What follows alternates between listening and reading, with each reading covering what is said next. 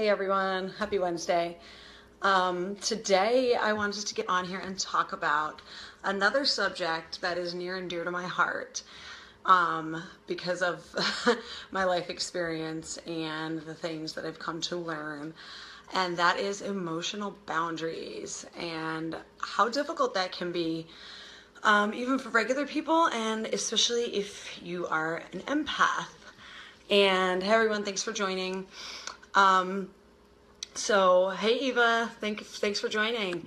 If you don't know what an empath is, it's defined as someone as a person with the paranormal ability to apprehend the mental or emotional state of another individual. So this is kind of a word that we hear a lot these days. Like we hear empath all over the place. Highly sensitive person, empath, we hear it. And it's a word that I never really knew of until just a few years ago. And when I found out what an empath was, I was like, oh, that's me. Because, I had lived my life emotionally over and mentally over. Hey, Kim, woohoo! Thanks for joining.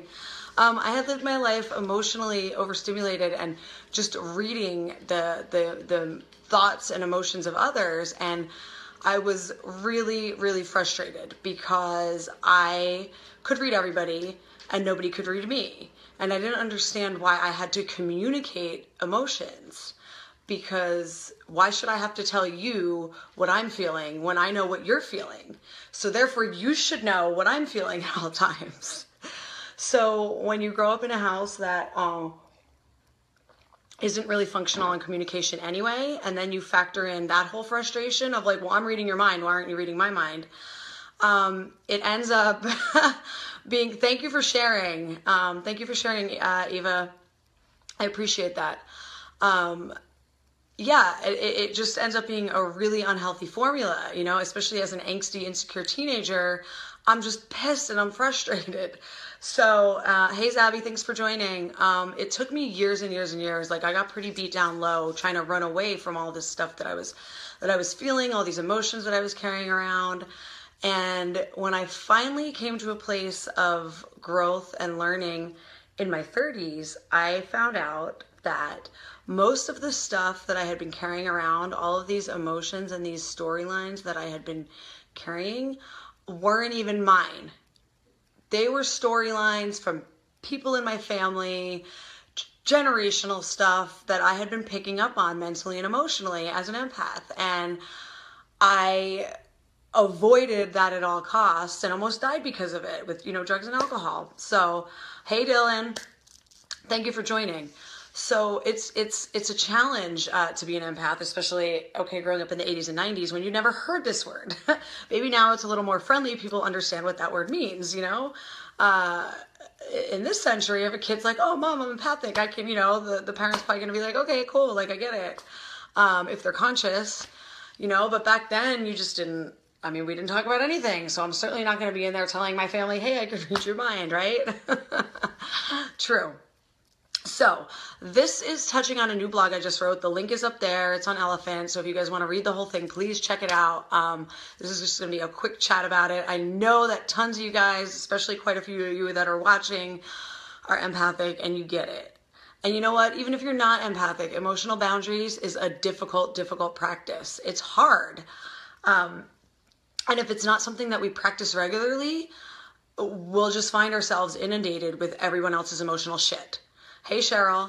And who wants to carry around anyone else's emotional shit, right? Our own emotions are enough to walk through and deal with without being inundated by everyone else's, right? So free yourself.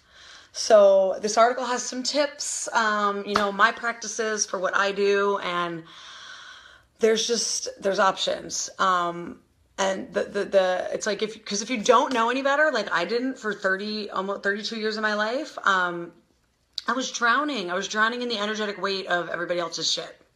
So, and I know for a fact some of you can identify with that because I've heard a little bits and pieces of your stories. So it's like this constant dance that we have to do where we wade through everything, and it's like, okay, that's your shit and this is my shit, and you can take your shit over there because that's about you, and I'm gonna be over here and I'm gonna deal with my shit because this is my responsibility. Because not only like are we sensitive to everything, we want to fix everything.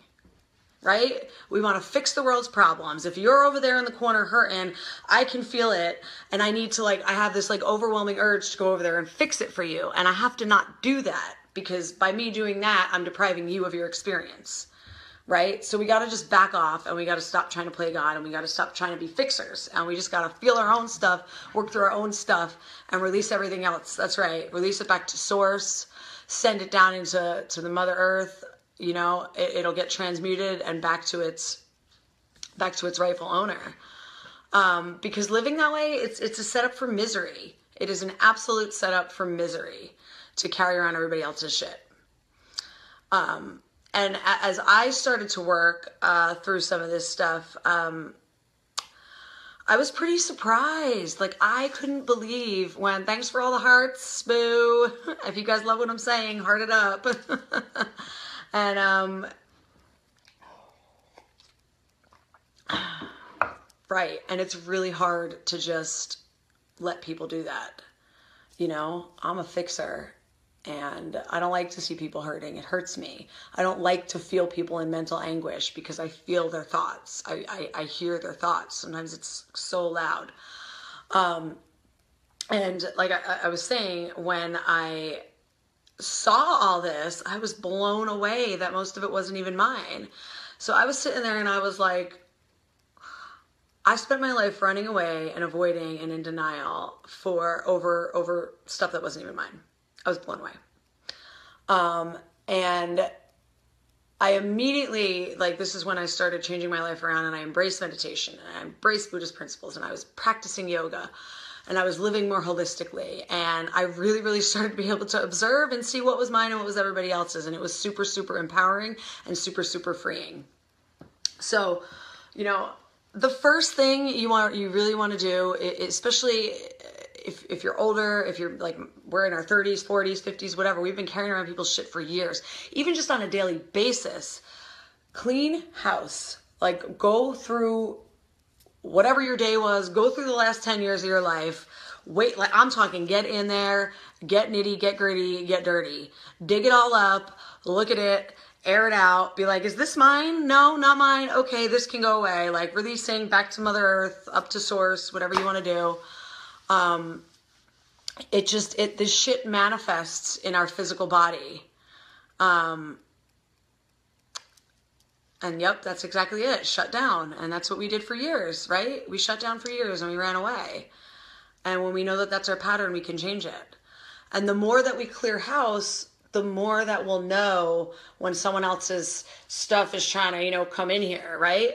But then once we're all clean house and our vibration is flowing and where light and heavy stuff starts coming in, we have to maintain that, because all of a sudden we could turn around after just a couple weeks or a day or a couple days, and boom, we're inundated with people's stuff again. So it really has to become a daily practice, and one of the other biggest clearing tools that you can use is breath work. Pranayama breath work is like an energetic, spring cleaning on I don't know what's even, it's like the master spring cleaning.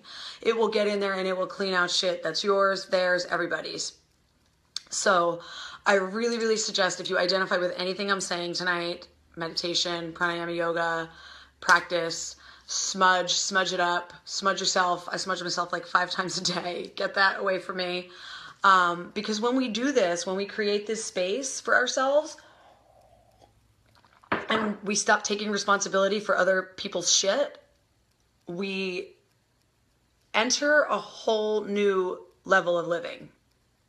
I don't know if any of you guys can identify with that, but it's for real and it's true, and this really, really goes along with what we were talking about the other night with mindfulness. They kind of have to go hand in hand.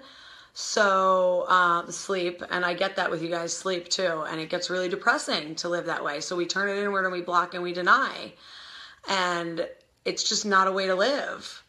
Hey, Andrea, thanks for joining. You know, we want to be happy. We want to be free. We want to be light. We don't want to be bogged down in all this drama and this misery that's half not even ours. So it's just all about releasing. There's like 5 more tips in this article. So I really suggest, if you guys haven't read it yet, go check it out. The other day we talked about mindfulness, and mindfulness is really a practice that goes hand in hand with this, because you have to be mindful. You have to be practicing mindfulness. And it's funny, mindfulness has been like the theme of the last 5 days. It just keeps coming up all over the place. And it's great because we all need the reminder. Check where your thoughts are, you know, because you can't monitor your own emotional state if you're not in the moment. If you're distracted by everything else, you can't discipline your own emotions. So I hope that you guys found this useful, and I know that a bunch of you guys identify. This has to be a quick one because I have rice cooking on the stove. So I love you guys all, and it was awesome to connect with you, and thank you for watching. Please share the video if you liked it.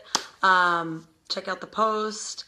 And Chris and I started a new blog on our own, hugyourchaos.com, that we're going to be writing about. And this blog is all about honoring the light and the dark. And we're all about getting that dark out into the open. Thank you, Dylan. Thank you, Kim. Thanks, Eva.